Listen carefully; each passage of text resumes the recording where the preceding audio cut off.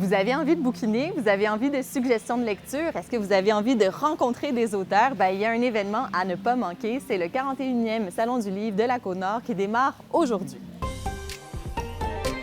Comme les dernières éditions, cette grande messe se passe à l'Aréna Guy Carbonneau de Sept-Îles. Plus de 90 auteurs vont être présents, dont 30 qui sont originaires de la Côte-Nord. Parmi eux, il y a Paul-Serge Forest, c'est l'écrivain derrière Tout théorie, qui a publié récemment son deuxième roman, Porter le masque. C'est lui qui va assurer la présidence d'honneur du Salon cette année.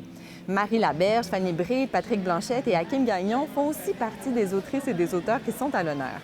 C'est le thème de la boréalité qui réunit tout ce monde jusqu'à dimanche. Ici, Côte-Nord est partenaire de l'événement. Il y a plein de collègues qui vont animer des entrevues, des tables rondes, plein d'autres activités. Alors, passez nous voir!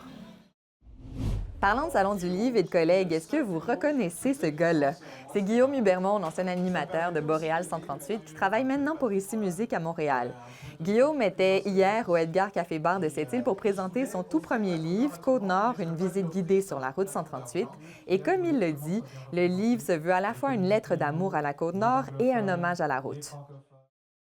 On a une équipe de journalistes qui s'est déplacée à Saint-Augustin, en Basse-Côte-Nord, ces derniers jours.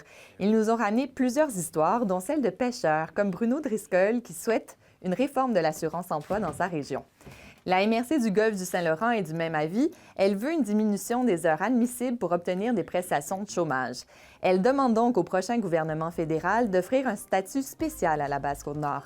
En ce moment, la région est associée à la Gaspésie et aux îles de la Madeleine en matière de critères liés au chômage.